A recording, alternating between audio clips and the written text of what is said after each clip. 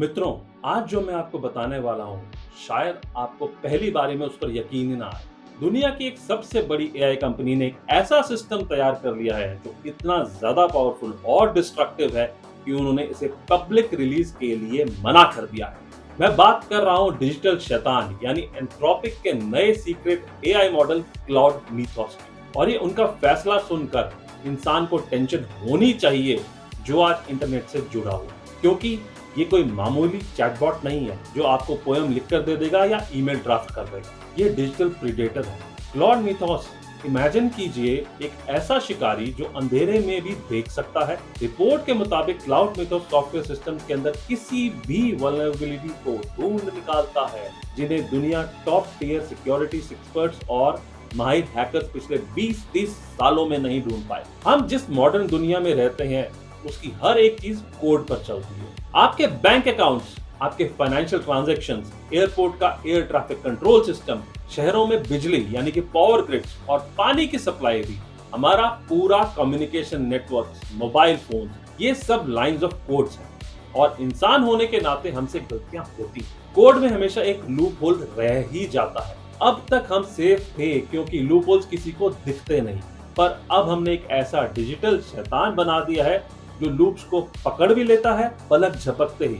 ये इतना एक्यूरेट है कि एंथ्रोपिक ने खुद एडमिट किया है कि इंसान फेल हो गए, मशीन स्कैन्स फेल हो गए, पर इस एआई ने वो सिक्योरिटी लूप होल्स ढूंढ निकाले जो डेकेड से छुपे हुए। द न्यूक्लियर बजूका एनालॉजी, यानी कि एक ऐसा ब्रेक थ्रू है जो साइबर सिक्योरिटी की हिस्ट्री बदल सकता है, लेकिन यही इसका सबसे बड़ा खतरा भी है। एक्सपर्ट इसे एक न्यूक्लियर बजूका कह रहे हैं।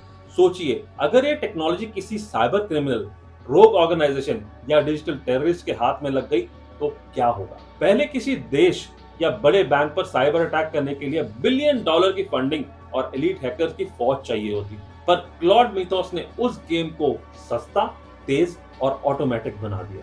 अब कोई भी एक बटन दबाकर पूरे देश के सिस्टम को क्रैश कर सकता है। इसलिए एंथ्रोपिक ने इसका एक्सेस सिर्फ कुछ गिनी चुनी टेक जायंट्स तक लिमिट कर दिया है। वो जानते हैं कि दुनिया अभी इस पावर को हैंडल करने के लिए तैयार नहीं।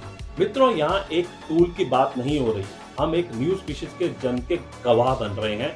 हम कार्बन बेस्ड ऑर्गेनिज्म है, हमारी ब्रेन एक फिजिकल लिमिट रखती है, लेकिन ये सिलिकॉन बेस्ड है।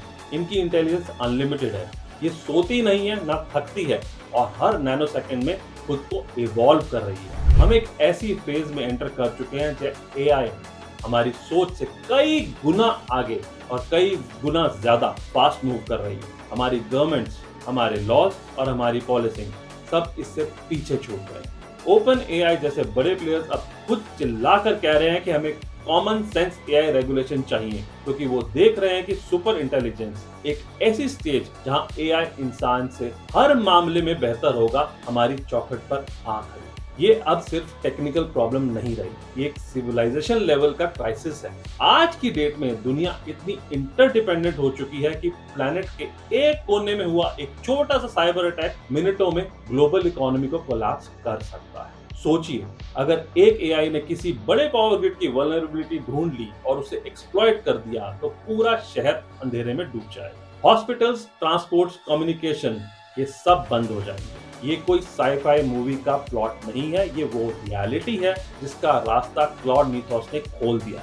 जब AI powered cyber weapons common हो जाएंगे तब देश अपने दुश्मन देशों से ज्यादा उन क्रिमिनल से डरेंगे जो उनके अपने ही बॉर्डर के अंदर बैठकर एआई चला रहे हैं। लोग मुझसे पूछते हैं, सर क्या एआई मेरी जॉब ले लेगा? मैं उन्हें कहता हूँ, भाई जॉब तो बहुत छोटी है, ये सर्वाइवल का सवाल आ गया है। लोग अभी भी समझ नहीं रहे हैं कि एआई का मतलब सिर्फ सुंदर फोटोज बनाना नहीं है, लिंक्डइन कैप्शंस लिखना नहीं है। असली डिजिटल शैतान आपके फोन के बाहर बैठा वेट कर रहा है, ये देखने के लिए कि इंसानियत इस गॉड लाइक पावर को संभाल पाती है या अपने ही बनाए हुए जाल में खुद फंसकर खत्म हो जाती है।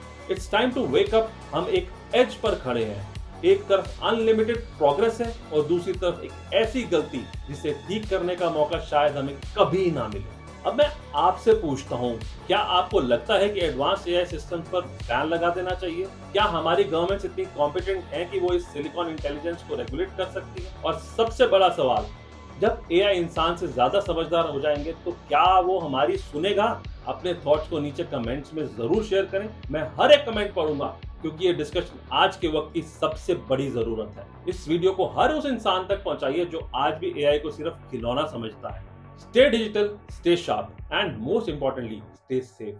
मैं मिलता हूं आपसे अगले वीडियो में। अंटिल नेक्स्ट टाइम, जय हिंद।